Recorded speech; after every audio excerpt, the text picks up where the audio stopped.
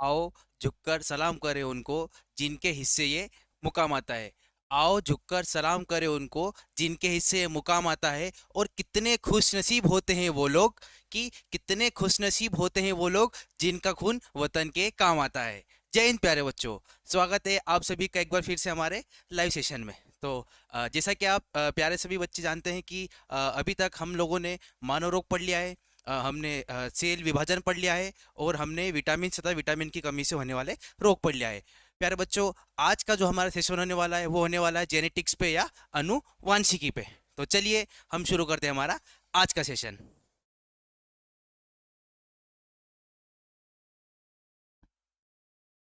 तो आज का हमारा पहला क्वेश्चन है बच्चों, अनुवांशिकी का जनक किसे कहा जाता है?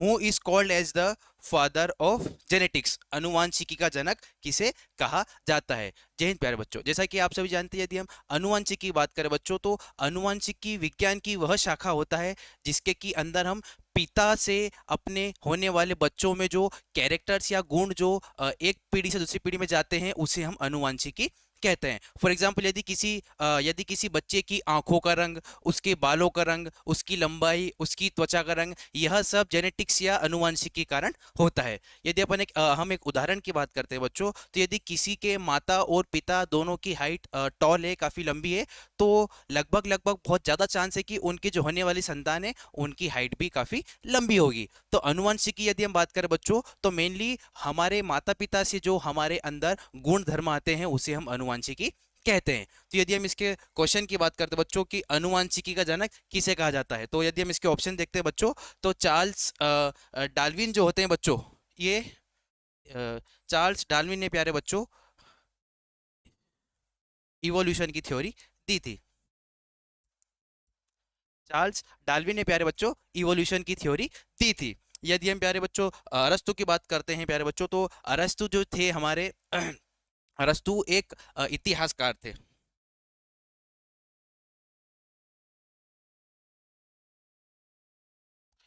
इसका जो सही आंसर है बच्चों वो है हमारा option B, Gregor Johann Mendel.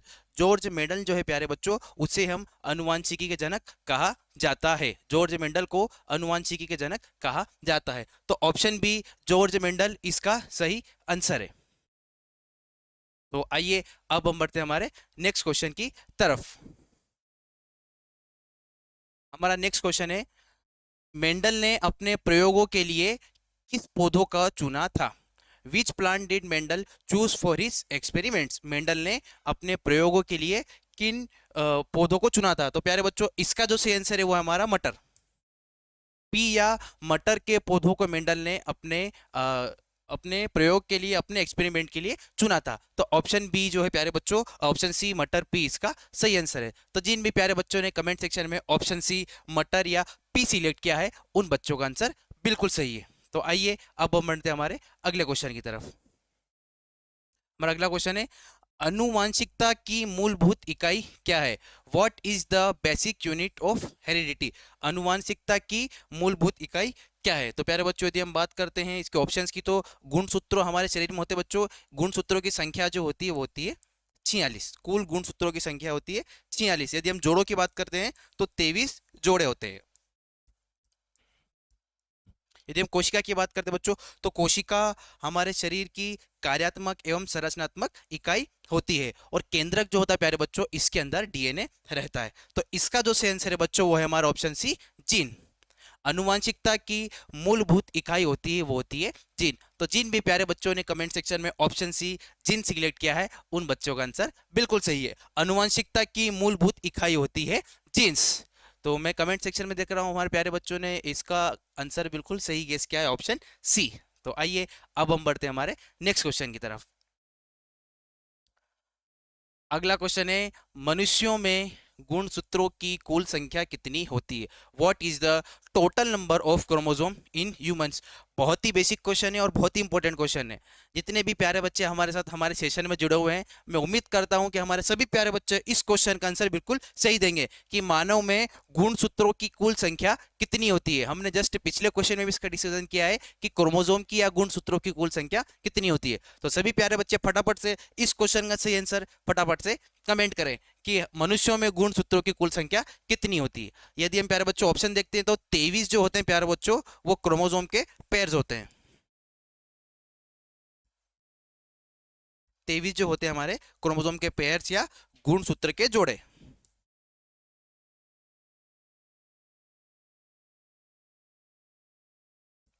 23 जो होता है हमारे गुणसूत्रों के जोड़ होते हैं। तो ऑप्शन ए इसका सही आंसर नहीं है। 44 भी इसका सही आंसर नहीं है, ना ही इसका सही आंसर है 48। इसका जो सही आंसर प्यारे बच्चों वो है हमारा ऑप्शन सी 46। मनुष्यों में गुणसूत्रों की कुल संख्या होती है 46 या 46। तो जिन भी प्यारे बच्चों ने कमेंट सेक्शन में ऑप्शन सी 46 सिलेक्ट किया है उन सभी प्यारे बच्चों का आंसर बिल्कुल सही है। बहुत इंपॉर्टेंट क्वेश्चन है बच्चों, और ये कहीं ना कहीं आपको एग्जाम में देखने को जरूर मिलेगा कि मनुष्यों में कुल गुणसूत्रों की संख्या कितनी होती है। तो इसका जो सही आंसर है बच्चों वो है हमारा 46 46। यदि बच्चों आपसे गुणसूत्रों के जोड़ों की संख्या पूछी जाती है या number of pairs of chromosome पूछा जाता है तो उसका आंसर होगा बच्चों 23। हमारे शरीर में कुल गुणसूत्रों की संख्या 46 होती है, किंतु जो जोड़ों और पेयर्स की संख्या होती है प्यारे बच्चों वो होती है 23। तो याद रखिएगा, यदि आपसे जोड़े पूछे जाते हैं, पेयर्स पूछे जाते हैं तो वो उसका आंसर होगा 23, और यदि कुल गुणसूत्रों की संख्या पूछी जाती है तो वो होगा हमारा 46। तो ऑप्शन सी 46 इसका सही आंसर है। तो आइए अब हम बढ़ते हैं हमारे नेक्स्ट क्वेश्चन की तरफ। हमारा नेक्स्ट क्वेश्चन है डीएनए का फुल रूप क्या है? What is the full form of DNA? ये क्वेश्चन भी हम ऑलरेडी बहुत बार कर चुके हैं बच्चों, और मैं बिल्कुल आशा करता हूं कि हमारे सभी प्यारे बच्चे जितने भी हमसे हमारे सेशन से जुड़े हुए हैं इस क्वेश्चन का आंसर भी बिल्कुल कमेंट सेक्शन में सही गेस करेंगे कि डीएनए का फुल फॉर्म क्या है। डीएनए की बच्चों यदि हम बात करें तो डीऑक्सीराइबो न्यूक्लियर एसिड इसका सही आंसर नहीं है। डीऑक्सीराइबोस नाइट्रोजन एसिड भी इसका सही आंसर नहीं, ना ही इसका ऑप्शन डी है। इसका जो सही आंसर है बच्चों वो है हमारा option B deoxyribose nucleic acid.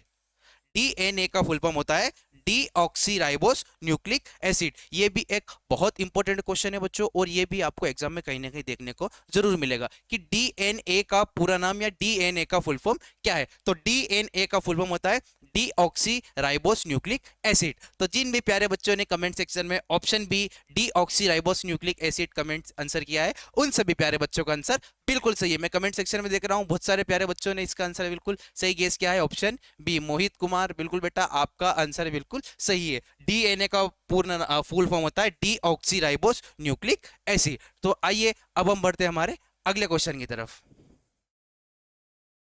हमारा नेक्स्ट क्वेश्चन है डीएनए की द्विकुंडलीय संरचना किसने दी थी? Who gave the double helix structure of DNA? ये भी बच्चों एक बहुत इंपॉर्टेंट क्वेश्चन है, और ये भी एग्जाम में कहीं ना कहीं आपको देखने को जरूर मिलेगा कि डीएनए का डबल हेलिक्स स्ट्रक्चर किसने दिया था। पहले बच्चों यदि हम डबल हेलिक्स स्ट्रक्चर की बात करते हैं तो डीएनए का जो स्ट्रक्चर होता है बच्चों वो कुछ इस तरह से होता है। ये होता है एक द्वि स्ट्रक्चर। तो प्यारे बच्चों इसके यदि हम खोजकर्ता की बात करते हैं बच्चों तो Watson and Crick, Watson and Crick ने डीएनए का डबल हेलिकल स्ट्रक्चर या द्विकुंडली संरचना दी थी। और एक और इंपॉर्टेंट पॉइंट है इस क्वेश्चन का बच्चों की वॉटसन एंड क्रिक को डीएनए का डबल हेलिक स्ट्रक्चर खोजने के लिए उनको नोबेल पुरस्कार दिया गया था। ठीक है, तो ये भी आप याद रखिएगा कि डीएनए का डबल हेलिक स्ट्रक्चर जो होता है वो वॉटसन एंड क्रिक ने दिया था। तो जिन भी प्यारे बच्चों ने कमेंट सेक्शन में ऑप्शन ए कमेंट किया है उन सभी प्यारे बच्चों का आंसर बिल्कुल सही है। शुभ का आंसर बिल्कुल सही है बेटा, ओम जादव का आंसर भी बिल्कुल सही है। जिन भी प्यारे बच्चों ने option A Watson and Crick select किया है उन सभी प्यारे बच्चों का आंसर बिल्कुल सही है। डीएनए का double helix structure Watson and Crick ने दिया था। तो आइए अब हम बढ़ते हैं हमारे नेक्स्ट क्वेश्चन की तरफ। हमारा नेक्स्ट क्वेश्चन है शिशु का लिंग निर्धारित किसके गुणसूत्रों पर निर्धारित करता है? On whose chromosomes does the sex determination of a child depend? यदि कोई भी एक शिशु है, कोई भी एक बच्चा है, तो उसका जो लिंग है, उसका जो सेक्स है वो किस पर निर्भर करता है? तो प्यारे बच्चों यदि हम इसके ऑप्शंस की बात करते हैं तो माता से प्यारे बच्चों एक्स क्रोमोसोम मिलता है। ठीक है, दोनों से एक्स एक्स बनता है या तो एक्स वाई बनता है। ऑप्शन डी इसका सही आंसर नहीं। प्यारे बच्चों इसका जो सही आंसर है वो हमारा ऑप्शन बी पिता के, क्योंकि पिता से या तो एक्स क्रोमोसोम मिलता है या तो फिर वाई क्रोमोसोम मिलता है। शिशु का लिंग जो निर्धारित होता है बच्चों वो पिता के गुणसूत्रों पर निर्भर करता है, क्योंकि माता से हमेशा बच्चों को एक्स क्रोमोसोम मिलता है और पिता से प्यारे बच्चों हमको एक्स मिलता है या फिर वाई मिलता है। तो जिन भी प्यारे बच्चों ने कमेंट सेक्शन में ऑप्शन बी पिता के सिलेक्ट किया है उन सभी प्यारे बच्चों का आंसर बिल्कुल सही है। शिशु का लिंग निर्धारण पिता के गुणसूत्रों पर होता है। तो चलिए अब हम बढ़ते हैं हमारे नेक्स्ट क्वेश्चन की तरफ।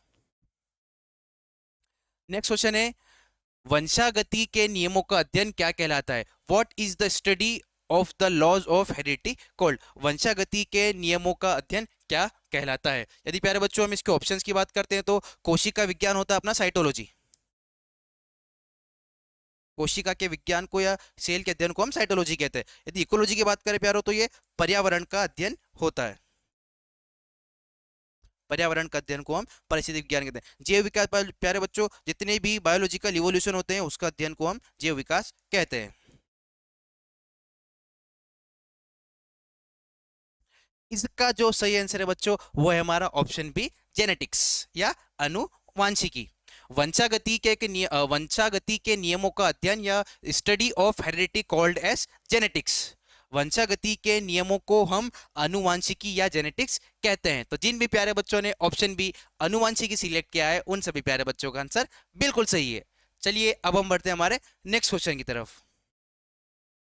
अगला क्वेश्चन है जीन शब्द का सर्वप्रथम प्रयोग किसने किया था? Who first use the term gene? ये एक ऐसा क्वेश्चन है प्यारे बच्चों जो हमेशा एक कंफ्यूजिंग सा होता है, कंफ्यूजन सा क्वेश्चन है। तो फटाफट से प्यारे बच्चे इस क्वेश्चन का आंसर कमेंट सेक्शन में जल्दी से दें कि आपको क्या लगता है कि जीन शब्द का सर्वप्रथम प्रयोग किसने किया था।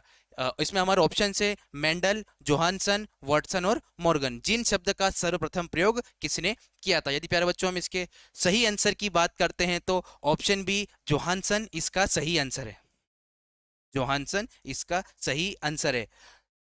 जो हमारे मेंडल थे बच्चों इन्हें हम जनक कहते हैं और इन्होंने नियम भी दिए थे, पर जो जीन शब्द है उसकी जो खोज की थी वो जोहानसन ने की थी। नियम खोज करने के बाद जो होता है प्यारे बच्चों इस शब्द की खोज की थी। तो जोहानसन जो होते हैं हमारे जीन शब्दों का, जोहानसन ने जीन शब्द का सर्वप्रथम प्रयोग किया था। तो ऑप्शन बी जोहानसन इसका बिल्कुल सही आंसर है। जिन भी प्यारे बच्चों ने कमेंट सेक्शन में ऑप्शन बी जोहानसन सिलेक्ट किया है उन सभी प्यारे बच्चों का आंसर बिल्कुल सही है। बिल्कुल एक बेसिक सा और प्यारे बच्चों एक बहुत कंफ्यूजिंग सा क्वेश्चन है कि जीन शब्द का सर्वप्रथम प्रयोग किसने किया था। तो आपको याद रखना है कि जीन शब्द का सर्वप्रथम प्रयोग जोहानसन ने किया था, और यदि आपसे जीन शब्द के जेनेटिक्स या अनुवांशिकी के जनक का पूछा जाए तो वो है हमारे जॉर्ज मेंडल। तो इस बात को आप विशेषकर ध्यान रखिएगा। तो आइए अब हम बढ़ते हैं हमारे नेक्स्ट क्वेश्चन की तरफ।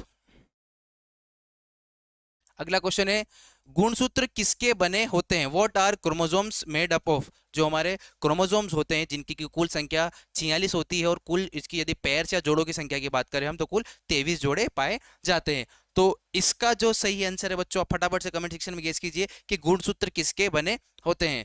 केवल डीएनए के बने नहीं होते बच्चों, ना ही वो प्रोटीन के बने होते हैं, गुण ना ही वो आरएनए के बने होते हैं। प्यारे बच्चों हमारे जो गुणसूत्र होते हैं क्रोमोसोम्स होते हैं वो डीएनए तथा प्रोटीन के बने होते हैं। Chromosomes are made up of DNA and protein. याद रखिएगा हमारे गुणसूत्र जो होते हैं हमारे क्रोमोसोम्स होते हैं वो डीएनए एंड प्रोटीन के मिलकर बने होते हैं। तो option C DNA and protein इसका सही आंसर है। जिन भी प्यारे बच्चों ने कमेंट सेक्शन में बिल्कुल ऑप्शन सी सिलेक्ट किया है उन सभी प्यारे बच्चों का आंसर बिल्कुल सही है। गुणसूत्र जो होते हैं हमारे डीएनए एंड प्रोटीन के बने होते हैं। तो आइए अब हम बढ़ते हैं हमारे नेक्स्ट क्वेश्चन की तरफ। हमारा अगला क्वेश्चन है डीएनए की एक इकाई क्या कहलाती है? What is a unit of DNA called? DNA की एक इकाई क्या कहलाती है? प्यारे बच्चों यदि हम इसके ऑप्शन देखते हैं तो अमीनो एसिड नहीं, प्रोटीन का निर्माण करते हैं, ग्लूकोज जो होता है ये एक एनर्जी सोर्स होता है हमारे शरीर को ऊर्जा प्रदान करता है, ये भी नहीं है, फैट भी नहीं है। इसका जो सही आंसर है बच्चों वो हमारा न्यूक्लियोटाइड। डीएनए की एक इकाई या फिर a unit of DNA called as nucleotide. DNA की एक इकाई को हम न्यूक्लियोटाइड भी कहते हैं। तो ऑप्शन ए न्यूक्लियोटाइड इस क्वेश्चन का बिल्कुल सही आंसर है। जिन भी प्यारे बच्चों ने कमेंट सेक्शन में ऑप्शन ए न्यूक्लियोटाइड सिलेक्ट किया है उन सभी प्यारे बच्चों का आंसर बिल्कुल सही है। तो आइए अब हम बढ़ते हैं हमारे नेक्स्ट क्वेश्चन की तरफ। वर्णांधता मतलब रंग वर्णांधता। वर्णांधता से ग्रसित व्यक्ति किन रंगों में भेद नहीं कर पाता?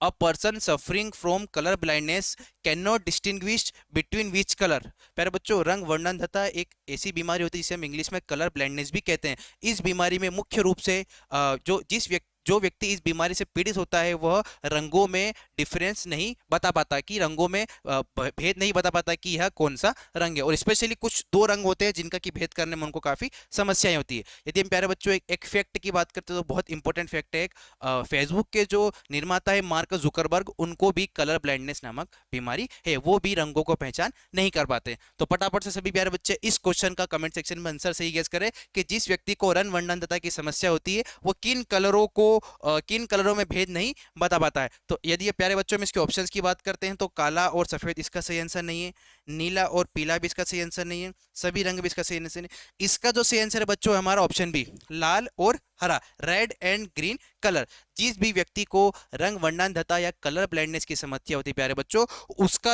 उसको जो सबसे ज्यादा समस्या आती है वो लाल और हरे रंग को पहचानने में आती है। यानी कि जिस भी व्यक्ति को कलर ब्लाइंडनेस की समस्या है वो लाल और हरे रंग में पहचान नहीं बता पाएगा। तो ऑप्शन बी, लाल और हरा रंग इसका सही आंसर है। तो जिन भी प्यारे बच्चों ने कमेंट सेक्शन में ऑप्शन बी, लाल और हरा रंग सिलेक्ट किया है, उन सभी प्यारे बच्चों का आंसर बिल्कुल सही है। तो आइए अब हम देखते हैं हमारा नेक्स्ट क्वेश्चन। नेक्स्ट क्वेश्चन है, हीमोफीलिया एक कैसा रोग है? हमने परसों के सेशन में प्यारे बच्चों इसकी बात की थी कि what type of disease is haemophilia. तो सभी प्यारे बच्चे कमेंट सेक्शन में इस क्वेश्चन का आंसर बिल्कुल सही गेस करें कि हीमोफीलिया किस तरह का रोग है। तो मैं उम्मीद करता हूं कि हमारे जितने भी प्यारे बच्चे हमारे सेशन में जुड़े हुए हैं सभी की सभी प्यारे बच्चों इस क्वेश्चन का कमेंट सेक्शन में आंसर बिल्कुल सही गेस करेंगे कि हीमोफीलिया एक कैसा रोग है। तो यदि हम इसके ऑप्शंस की बात करें तो बच्चों, तो ऑप्शन ए, संक्रामक रोग प्यारे बच्चों वो होता है जो कि एक व्यक्ति से दूसरे व्यक्ति में फैलता है। तो हीमोफीलिया एक तरह का संक्रामक रोग नहीं है बच्चों। यदि हम पॉल्यूशन रिलेटेड डिसीज की बात करते हैं तो ऐसा रोग जो कि प्रदूषण के कारण होता है उस रोग को हम कहते हैं प्रदूषण जनित रोग। तो हीमोफीलिया एक प्रदूषण जनित रोग भी नहीं है। यदि हम इसके अगले क्वेश्चन की बात करते हैं तो जल जनित रोग, वाटर बोर्न डिसीज भी यही नहीं है। हीमोफीलिया जो प्यारे बच्चों वो एक अनुवांशिक रोग है, एक जेनेटिक डिसीज है। तो ऑप्शन बी, जेनेटिक डिसीज इसका बिल्कुल सही आंसर है। हीमोफीलिया एक अनुवांशिक रोग है या एक जेनेटिक डिसीज है। प्यारे बच्चों ये एक बहुत इंपॉर्टेंट क्वेश्चन है और ये भी आपको कहीं ना कहीं एग्जाम में देखने को जरूर मिलेगा कि हीमोफीलिया एक कैसा रोग है। What type of disease is haemophilia? तो हीमोफीलिया एक अनुवांशिक रोग है, एक जेनेटिक डिसऑर्डर है। तो जिन भी प्यारे बच्चों ने ऑप्शन बी अनुवांशिक रोग सिलेक्ट किया है उन सभी प्यारे बच्चों का आंसर बिल्कुल सही है। तो आइए अब हम बढ़ते हैं हमारे नेक्स्ट क्वेश्चन की तरफ। नेक्स्ट क्वेश्चन है, किस अनुवांशिक विकार को शाही बीमारी कहा जाता है? Which genetic disorder is called the royal disease? किस अनुवांशिक विकार को शाही बीमारी भी कहा जाता है? यदि प्यारे बच्चों में इसके ऑप्शंस की बात करते हैं तो कलर ब्लाइंडनेस इसका सही आंसर नहीं है, सिकल सेल एनीमिया भी इसका सही आंसर नहीं, ना ही डाउन सिंड्रोम इसका सही आंसर है। इसका जो सही आंसर प्यारे बच्चों वो है हीमोफीलिया, ऑप्शन बी। यदि हम शाही बीमारी की बात करें बच्चों तो यूरोप का एक शाही परिवार है, ठीक है, उन परिवार के अधिकतर लोगों में हीमोफीलिया नामक बीमारी पाई गई थी। ठीक है, रॉयल फैमिली जो है यूरोप की उस परिवार में हीमोफीलिया एक जेनेटिक डिसऑर्डर, जैसे हमने पिछले क्वेश्चन बात की, तो उनके पूरे परिवार में यह हीमोफीलिया नामक बीमारी पाई गई थी। तो ऑप्शन बी हीमोफीलिया इसका सही आंसर है। प्यारे बच्चों ये भी एक बहुत इंपॉर्टेंट क्वेश्चन है और ये भी एग्जाम में कहीं ना कहीं आपको देखने को जरूर मिलेगा कि किस अनुवांशिक विकारी को शाही बीमारी या रॉयल डिसीज भी कहा जाता है। तो वह है हमारा हीमोफीलिया। बहुत सारे हमारे प्यारे बच्चों ने इस क्वेश्चन का आंसर कमेंट सेक्शन में बिल्कुल सही गेस किया है। ऋषभ बिरला, बिल्कुल बेटा आपका आंसर बिल्कुल सही है कि किस अनुवांशिक विकार को शाही बीमारी कहा जाता है, तो वो है हमारा हीमोफीलिया। ठीक है, तो ऑप्शन बी इसका सही आंसर है। तो आइए अब हम बढ़ते हैं हमारे अगले क्वेश्चन पर।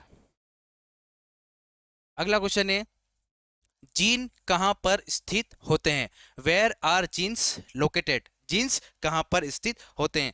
ये भी एक बहुत बेसिक सा क्वेश्चन है और मैं आशा करूंगा कि हमारे सभी प्यारे बच्चे इस क्वेश्चन का आंसर भी कमेंट सेक्शन बिल्कुल सही गेस करेंगे कि जीन्स कहां पर स्थित होते हैं। तो फटाफट से प्यारे बच्चों इस क्वेश्चन का आंसर भी कमेंट सेक्शन में फटाफट से दीजिए कि जीन्स कहां पर स्थित होते हैं। यदि हम कोशिका झिल्ली की बात करें बच्चों तो इसका काम होता है आदान प्रदान का, आदान प्रदान का, जल का, वसा का, अन्य चीजों का आदान प्रदान करना और उसको एक सिक्योरिटी प्रोवाइड करना है, सेफ्टी प्रोवाइड करना, कोशिका को सिक्योरिटी प्रोवाइड करने का काम भी ये होता है। प्यारे बच्चों यदि हम इसके दूसरे ऑप्शन की बात करते हैं तो माइटोकॉन्ड्रिया ये शक्ति ग्रह होता है, यानी कि power house of the cell.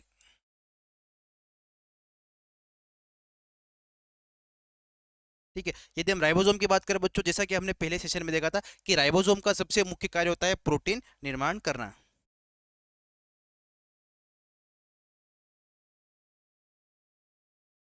तो इस क्वेश्चन का जो सी आंसर बच्चों है हमारा ऑप्शन सी, गुणसूत्रों पर।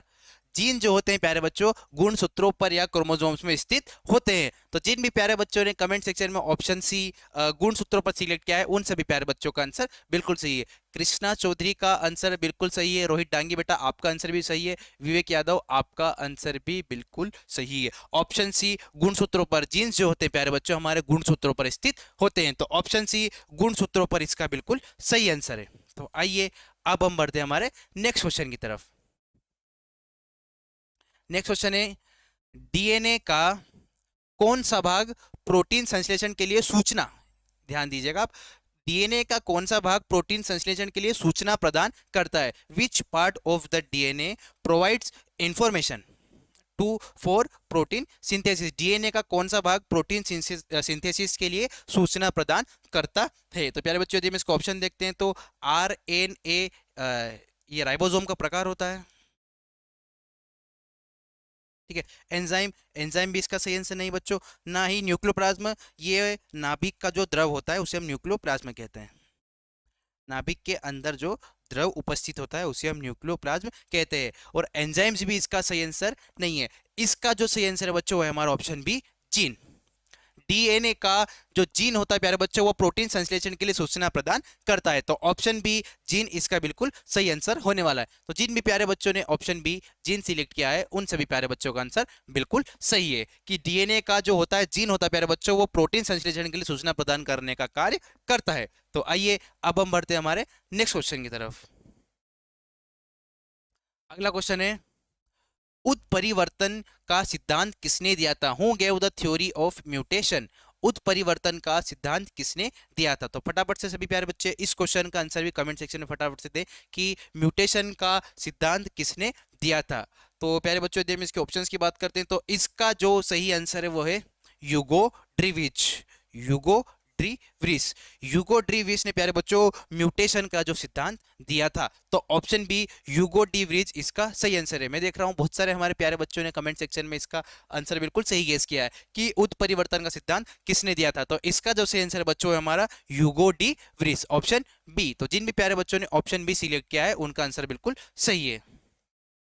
तो आइए अब हम बढ़ते हैं अगले क्वेश्चन की तरफ। पुरुषों में कौन सा गुणसूत्र संयोजन होता है? Which chromosomes combination is found in males? पुरुषों में इनमें से कौन सा गुणसूत्र पाया जाता है? तो ये बिल्कुल बेसिक सा क्वेश्चन है बच्चों और बहुत इंपॉर्टेंट क्वेश्चन है। तो फटाफट से इस क्वेश्चन का बिल्कुल सही आंसर कमेंट सेक्शन में बताइए कि पुरुषों में कौन सा गुणसूत्र या कौन सा क्रोमोसोम पाया जाता है। आपके सामने चार ऑप्शन है, X X, X Y, Y Y या फिर एक्स। तो फटाफट से सभी प्यारे बच्चे इस क्वेश्चन का बिल्कुल सही आंसर कमेंट सेक्शन में दे कि पुरुषों में कौन सा गुणसूत्र पाया जाता है। तो जल्दी से सभी इसका क्वेश्चन आंसर दीजिए। जब इसके ऑप्शंस की बात करते हैं बच्चों तो एक्स जो होता है प्यारे बच्चों वो माता से मिलता है, ठीक है, और जो एक्स या वाई जो होता है बच्चों वो पिता से मिलता है। संतान को एक्स क्रोमोसोम में एक्स गुणसूत्र होता है वो माता से मिलता है, और या तो एक्स या तो फिर जो दूसरा एक्स और दूसरा वाई है वो उसको उसके पिता से मिलता है। यदि हम एक्स एक्स की बात करें प्यारे बच्चों तो यह महिलाओं में पाए जाने वाला गुणसूत्र है। महिलाओं में एक्स एक्स क्रोमोसोम पाया जाता है या एक्स एक्स गुणसूत्र पाया जाता है। यदि हम वाई वाई की बात करें प्यारे बच्चों तो यह भी इसका सही आंसर नहीं है, ना ही सिंगल एक्स इसका सही आंसर है। इसका जो सही आंसर है बच्चों हमारा ऑप्शन बी एक्स वाई। पुरुषों में जो गुणसूत्र पाया जाता है वो होता है हमारा एक्स वाई। याद रखिएगा गुणसूत्र का गुणसूत्र के 23 जोड़े होते हैं प्यारे बच्चों और कुल संख्या होती है वो होती है हमारी 46। तो ऑप्शन बी एक्स वाई इसका सही आंसर है। हमारे बहुत सारे प्यारे बच्चों ने कमेंट सेक्शन में इसका आंसर बिल्कुल सही दिया है कि पुरुषों में कौन सा गुणसूत्र पाया जाता है। तो पुरुषों में प्यारे बच्चों ऑप्शन बी एक्स वाई गुणसूत्र पाया जाता है। तो ऑप्शन बी एक्स वाई इसका बिल्कुल सही आंसर है। तो आइए अब हम बढ़ते हैं हमारे अगले क्वेश्चन की तरफ। और अगला क्वेश्चन है, महिलाओं में कौन सा गुणसूत्र पाया जाता है? Which chromosome combination is found in female? हमने पिछले क्वेश्चन में इसकी बात की प्यारे बच्चों, तो फटाफट से इस क्वेश्चन का सही आंसर कमेंट सेक्शन में बताइए आप कि महिलाओं में कौन सा गुणसूत्र संयोजन या which chromosome combination is found in females, की महिलाओं में कौन सा गुणसूत्र का कॉम्बिनेशन या संयोजन पाया जाता है। हमने पिछले क्वेश्चन में इसका डिस्कशन किया है कि गुणसूत्र क्या होते हैं, माता से संतान में कौन सा गुणसूत्र आता है और पिता से कौन सा गुणसूत्र आता है। तो इस क्वेश्चन में आपसे पूछा गया है कि महिलाओं में या फीमेल्स में कौन सा गुणसूत्र पाया जाता है। तो सभी प्यारे बच्चे कमेंट सेक्शन में फटाफट से इसका सही आंसर गैस कीजिए। तो आइए इसके हम ऑप्शंस की बात करते हैं। तो एक्स वाई जैसे कि आप जानते हैं मेल्स में पाया जाता है, मेल्स में या पुरुषों में एक्स वाई पाया जाता है। वाई वाई नहीं पाया जाता प्यारे बच्चों, ना ही एक्स ओ पाया जाता है। इसका जो सही आंसर बच्चों है हमारा ऑप्शन बी एक्स एक्स। महिलाओं में जो गुणसूत्र पाया जाता है वो होता है एक्स एक्स। यदि प्यारे बच्चों संतान में एक्स एक्स क्रोमोसोम पाया जाए तो जो लड़की का लिंग होता है उसे एक्स होता है प्यारे बच्चों, वो होगी लड़की। यदि एक्स वाई पाया गया है तो जो प्यारे बच्चों संतान का लिंग होगा वो होगा लड़का। यदि एक्स एक्स क्रोमोसोम का गुणसूत्र पाया गया है तो प्यारे बच्चों वो है लड़की, और यदि एक्स वाई पाया गया है तो वो है लड़का। तो इसका जो सही आंसर है वो हमारा ऑप्शन बी एक्स एक्स। महिलाओं में एक्स एक्स गुणसूत्रों का संयोजन होता है। तो जिन भी प्यारे बच्चों ने option B X X select किया है उन सभी प्यारे बच्चों का आंसर बिल्कुल सही है, महिलाओं में एक्स एक्स क्रोमोसोम पाया जाता है। तो आइए अब हम बढ़ते हैं हमारे नेक्स्ट क्वेश्चन की तरफ। अगला क्वेश्चन है आनुवांशिक इंजीनियरिंग में किसका प्रयोग किया जाता है? What is used in genetic engineering? Genetic engineering की प्यारे बच्चों यदि हम बात करें तो जेनेटिक्स को मॉडर्न वे में साइंटिफिक वे में पढ़ना क्या कहलाता है? Genetic engineering. मतलब जेनेटिक्स का अलग अलग फील्ड में उपयोग करना, अध्ययन करके उसे हम कहते हैं जेनेटिक्स इंजीनियरिंग। यदि हम आनुवांशिक इंजीनियरिंग की बात करें तो जेनेटिक इंजीनियरिंग में प्यारे बच्चों प्लाज्मिड पाया जाता है। आनुवांशिक इंजीनियरिंग में आनुवांशिक इंजीनियरिंग या जेनेटिक इंजीनियरिंग में प्लाज्मिड का उपयोग किया जाता है। तो ऑप्शन ए प्लाज्मिड इसका बिल्कुल सही आंसर है कि आनुवांशिक इंजीनियरिंग में प्लाज्मिड का उपयोग किया जाता है। तो आइए अब हम बढ़ते हैं हमारे नेक्स्ट क्वेश्चन की तरफ। हमारा नेक्स्ट क्वेश्चन है डीएनए में कौन सी शुगर पाई जाती है? Which sugar is found in DNA? एक बार फिर से बहुत ही सिंपल सा और एक बहुत ही बेसिक सा क्वेश्चन आया है, तो सभी प्यारे बच्चे फटाफट से इस क्वेश्चन का भी सही आंसर कमेंट सेक्शन में बिल्कुल दें कि डीएनए में कौन सी शुगर पाई जाती है। प्यारे बच्चों यदि हम डीएनए की फुल फॉर्म की बात करते हैं तो डीएनए का फुल फॉर्म होता है D oxy ribose nucleic acid. DNA का पूरा नाम होता है डीऑक्सीराइबोस न्यूक्लिक एसिड। तो फटाफट से सभी प्यारे बच्चे कमेंट सेक्शन में इसका सही आंसर बताइए कि डीएनए में कौन सी शुगर पाई जाती है। यदि हम ग्लूकोज की बात करें प्यारे बच्चों तो यह हमारे शरीर को एनर्जी प्रोवाइड करता है। फ्रक्टोज फ्रक्टोज एक ऐसी शुगर है प्यारे बच्चों जो फलों में पाई जाती है। सुक्रोज वह शुगर प्यारे बच्चों जिसे हम टेबल शुगर या सामान्य चीनी भी कहते हैं, यानी हम घरों में जो चीनी उपयोग करते हैं वो होती है हमारी सुक्रोज, सामान्य चीनी। जो हमारी टेबल शुगर होती है सामान्य घरों में हम जो चीनी उपयोग करते हैं वो होती है प्यारे बच्चों हमारी सुक्रोज। तो इस क्वेश्चन का जो सही आंसर है बच्चों वो है हमारा ऑप्शन सी डीऑक्सीराइबोस। डीएनए में डीऑक्सीराइबोस शर्करा या डीऑक्सीराइबोस शुगर पाई जाती है। मैं देख रहा हूं हमारे बहुत सारे प्यारे बच्चों ने कमेंट सेक्शन में इसका आंसर बिल्कुल सही गेस किया। इक्केश बार्डे ने बिल्कुल सही गेस किया बेटा कि डीएनए में डीऑक्सीराइबोस शुगर या शर्करा पाई जाती है। तो ऑप्शन सी इसका सही आंसर है, डीएनए में डीऑक्सीराइबोस शर्करा पाई जाती है। प्यारे बच्चों ये भी एक बहुत इंपॉर्टेंट क्वेश्चन है, तो इसको भी आप ध्यान रखिएगा कि डीएनए में कौन सी शुगर पाई जाती है। तो इसका जो सही आंसर होगा वो होगा हमारा ऑप्शन सी डीऑक्सीराइबोस। तो चलिए अब हम बढ़ते हैं हमारे नेक्स्ट क्वेश्चन की तरफ। अगला क्वेश्चन है आरएनए का प्रमुख कार्य क्या है? What is the main function of RNA? RNA का प्रमुख कार्य क्या है? तो सभी प्यारे बच्चे इस क्वेश्चन का भी कमेंट सेक्शन में बिल्कुल सही आंसर दें कि आरएनए का प्रमुख कार्य क्या है। ऊर्जा उत्पादन नहीं प्यारे बच्चों, ऊर्जा उत्पादन सेल जो होता है एटीपी का उपयोग करता है, तो ये इसका सही आंसर नहीं है। जेनेटिक ट्रांसमिशन भी नहीं है, ना ही इसका सही आंसर है पाचन या डाइजेशन। इसका जो सही आंसर है बच्चों वो है प्रोटीन संश्लेषण। आरएनए का सबसे मुख्य कार्य होता है प्यारे बच्चों प्रोटीन संश्लेषण या प्रोटीन सिंथेसिस। यदि हम आरएनए की बात करते हैं प्यारे बच्चों तो आरएनए तीन प्रकार का होता है, टीआरएनए, एमआरएनए और rRNA. Transfer RNA, messenger RNA और राइबोसोमल आरएनए। आरएनए के मुख्य रूप से 3 प्रकार होते हैं, टीआरएनए, आरआरएनए और एमआरएनए। तो ऑप्शन बी प्रोटीन सिंथेसिस या प्रोटीन संश्लेषण इस क्वेश्चन का बिल्कुल सही आंसर है। हमारे बहुत सारे प्यारे बच्चों ने कमेंट सेक्शन में बिल्कुल सही इसका आंसर गेस किया है कि आरएनए का प्रमुख कार्य होता है प्रोटीन संश्लेषण। तो ऑप्शन बी प्रोटीन संश्लेषण इस क्वेश्चन का बिल्कुल सही आंसर है। तो आइए अब हम बढ़ते हैं हमारे नेक्स्ट क्वेश्चन की तरफ।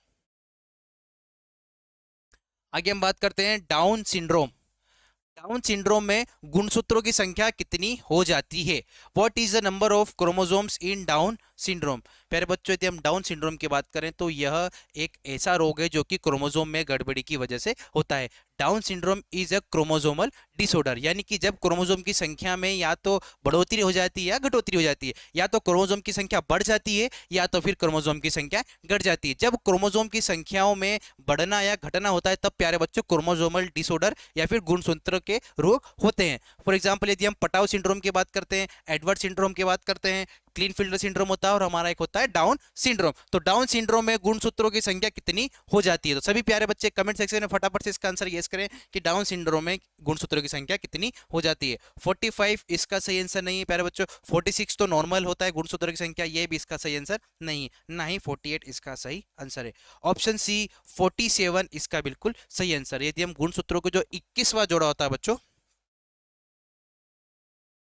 21 पेयर में एक एक्स्ट्रा क्रोमोसोम या जिसे हम ट्राइसोमी भी कहते हैं, एक एक्स्ट्रा क्रोमोसोम जुड़ जाता है जिससे कि क्रोमोसोम की संख्या कुल 47 हो जाती है। तो डाउन सिंड्रोम में गुणसूत्रों की कुल संख्या 47 हो जाती है। ठीक है प्यारे बच्चों, जैसा कि हम सभी जानते हैं हमारे कुल गुणसूत्रों के जो जोड़ों की संख्या होती है वो होती है 23। जो 21वें नंबर का गुणसूत्र था प्यारे बच्चों, उसमें एक एक्स्ट्रा क्रोमोसोम जुड़ जाता है जिसकी वजह से कुल गुणसूत्रों की संख्या कुल 47 हो जाती है और उसकी समस्या से जो रोग उत्पन्न होता है उसे हम कहते हैं डाउन सिंड्रोम। ये भी एक बहुत इंपॉर्टेंट क्वेश्चन है बच्चों कि डाउन सिंड्रोम में गुणसूत्रों की संख्या कितनी हो जाती है। तो इसका सही आंसर है प्यारे बच्चों ऑप्शन सी 47। तो जिन भी प्यारे बच्चों ने ऑप्शन सी सिलेक्ट किया है उन सभी प्यारे बच्चों का आंसर बिल्कुल सही है। डाउन सिंड्रोम में गुणसूत्रों की संख्या कुल 47 हो जाती है। तो आइए अब हम बढ़ते हैं हमारे नेक्स्ट क्वेश्चन की तरफ। प्रयोगशाला में सबसे पहले डीएनए का संश्लेषण किसने किया था? Who first synthesize DNA in the laboratory? सबसे पहले लेबोरेटरी में डीएनए का सिंथेसाइज किसने किया था? सबसे पहले डीएनए का आविष्कार निर्माण किसने किया था? तो यदि प्यारे बच्चों इसके ऑप्शंस की बात करते हैं तो इसका जो सही आंसर है वो है हमारा खुराना। खुराना ने हरगोबिंद खुराना,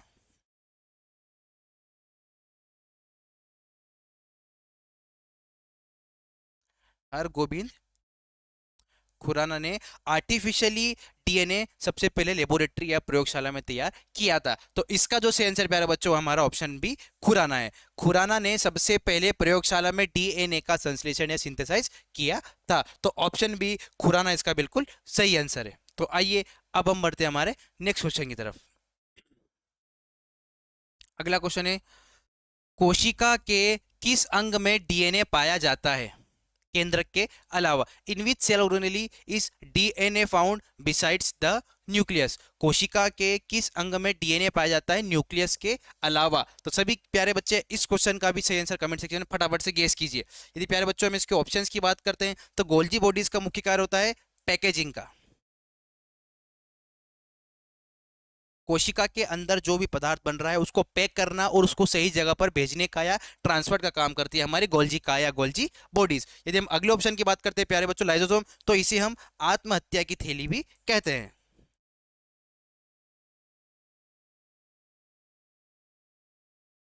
आत्महत्या की थैली भी कहते हैं। और एंडोप्लाज्मिक रेटिकुलम या ईआर का प्यारे बच्चों इसका कार्य होता है ट्रांसपोर्ट का, ट्रांसपोर्ट या परिवहन का। तो इसका जो सही आंसर है बच्चों वो है हमारा ऑप्शन बी माइटोकॉन्ड्रिया। कोशिका के यदि हम बात करते हैं कि केंद्रक के अलावा जो कोशिका में डीएनए होता है प्यारे बच्चों वो माइटोकॉन्ड्रिया के अंदर पाया जाता है, ऑप्शन बी। तो जिन भी प्यारे बच्चों ने कमेंट सेक्शन में ऑप्शन बी माइटोकॉन्ड्रिया सिलेक्ट किया है उन सभी प्यारे बच्चों का आंसर बिल्कुल सही है। तो आइए अब हम बढ़ते हैं हमारे नेक्स्ट क्वेश्चन की तरफ। हमारा नेक्स्ट क्वेश्चन है, डीएनए फिंगरप्रिंटिंग का प्रयोग किसकी पहचान के लिए किया जाता है? चलो बहुत अच्छा क्वेश्चन है। For whose identification is DNA fingerprinting used. सभी प्यारे बच्चे इस क्वेश्चन का आंसर भी कमेंट सेक्शन में फटाफट से दें कि डीएनए उंगली छाप का प्रयोग हम किसकी पहचान के लिए करते हैं। यदि हम बात करें तो अलग अलग चीज़ों पर डीएनए फिंगरप्रिंट का उपयोग किया जाता है। तो आपके सामने ऑप्शन है माता पिता, यदि हमें पता करना है कि माता पिता की वह संतान है कि नहीं, तो हम डीएनए फिंगरप्रिंटिंग करते हैं। यदि हम अपराधी को पकड़ना प्यारे बच्चों, तो अपराधी के जो सैंपल हमको मिलते हैं उससे भी हम डीएनए की तलाश करते हैं कि कौन सा अपराधी। यदि हम चोर की बात करें तो चोरों की पहचान भी डीएनए के थ्रू की जाती है, डीएनए फिंगरप्रिंटिंग के थ्रू की जाती है। तो इसका जो सही आंसर है प्यारे बच्चों हमारा ऑप्शन डी, सभी, all of this above. DNA fingerprint का उपयोग प्यारे बच्चों इन तीनों चीजों के लिए किया जाता है। या तो पता करना हो कि माता पिता की संतान कौन है, इसके लिए भी किया जाता है। क्रिमिनल की पहचान करने के लिए भी किया जाता है। चोर की पहचान करने के लिए भी डीएनए फिंगरप्रिंट का उपयोग किया जाता है। तो जिन भी प्यारे बच्चों ने ऑप्शन डी कमेंट सेक्शन में गेस किया है, उन सभी प्यारे बच्चों का आंसर बिल्कुल सही। 21 बार आपका आंसर बेटा बिल्कुल सही है कि डीएनए फिंगरप्रिंटिंग का उपयोग हम इन सभी चीजों की पहचान करने के लिए करते हैं। तो option D, all of the above, इसका बिल्कुल सही आंसर है। तो आइए अब हम बढ़ते हैं हमारे नेक्स्ट क्वेश्चन की तरफ। यदि हम बात करते हैं एक सामान्य मानव शुक्राणु में ऑटोसोम, एक सामान्य मानव शुक्राणु में ऑटोसोम की संख्या कुल कितनी होती है। What is the number of autosomes in a normal human sperm. एक सामान्य मनुष्य में ऑटोसोम की कुल संख्या कितनी होती है। तो प्यारे बच्चों इसका जो सही आंसर है हमारा 22 जोड़ी, 22 दूनी 44। एक सामान्य मानव में शुक्राणु के जो ऑटोसोम की संख्या होती है प्यारे बच्चों वो होती है 22 जोड़ी, ऑप्शन सी। तो जिन भी प्यारे बच्चों ने ऑप्शन सी 22 जोड़ी देखा है या सिलेक्ट किया है, उन सभी प्यारे बच्चों का आंसर बिल्कुल सही है। तो आइए अब हम बढ़ते हैं हमारा नेक्स्ट क्वेश्चन की तरफ। नेक्स्ट क्वेश्चन है आनुवंशिक विकारों के अध्ययन को क्या कहते हैं। What is the study of genetic disorders called?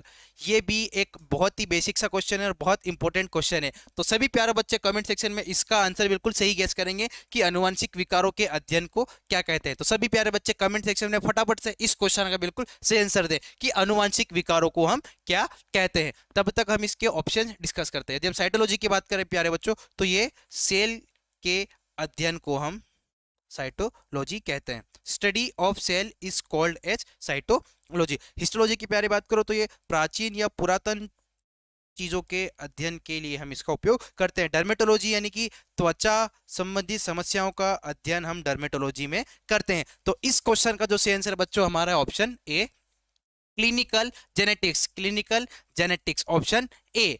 अनुवांशिक विकारों के अध्ययन को हम क्लिनिकल जेनेटिक्स भी कहते हैं। तो जिन भी प्यारे बच्चों ने option a clinical genetics select किया है, उन सभी प्यारे बच्चों का आंसर बिल्कुल सही है। ये एक बहुत इंपॉर्टेंट क्वेश्चन है प्यारे बच्चों, तो आपको बिल्कुल इसको ध्यान रखना है कि अनुवांशिक विकारों के अध्ययन को हम क्या कहते हैं। तो अनुवांशिक को हम इंग्लिश में जेनेटिक्स भी कहते हैं। तो यदि आपको ये भी देखना है कि ऑप्शन में जेनेटिक्स कहाँ पे दिख रहा है, क्योंकि साइटोलॉजी का इससे कोई लेना देना नहीं है, ना ही हिस्टोलॉजी का है, ना ही डर्मेटोलॉजी का है। तो इससे जो मिलता जुलता प्यारे बच्चों हमारा ऑप्शन है क्लिनिकल जेनेटिक्स। तो इस तरह से भी आप इस क्वेश्चन का आंसर देख सकते हैं। तो बिल्कुल आप याद रखिएगा कि अनुवांशिक विकारों के अध्ययन को हम क्लिनिकल जेनेटिक्स भी कहते हैं। तो जिन भी प्यारे बच्चों ने ऑप्शन ए सिलेक्ट किया है, उन सभी प्यारे बच्चों का आंसर बिल्कुल सही है। तो आइए अब हम बढ़ते हैं हमारे नेक्स्ट क्वेश्चन की तरफ। मेंडल के नियमों का एक्सेप्शन क्या है। What is an exception of Mendel's law. Mendel के नियमों का एक्सेप्शन क्या है। तो इसके जो प्यारे बच्चों हम बात करते हैं, तो इसका जो सही आंसर है वो है हमारा लिंकेज, जिसे हम अपवाद भी कहते हैं। लिंकेज जो है प्यारे बच्चों मेंडल के नियमों का एक अपवाद या एक एक्सेप्शन है। तो ऑप्शन बी सहलग्नता या लिंकेज इसका बिल्कुल सही आंसर है। तो चलिए अब हम बढ़ते हैं हमारी आज की क्लास के लास्ट क्वेश्चन में।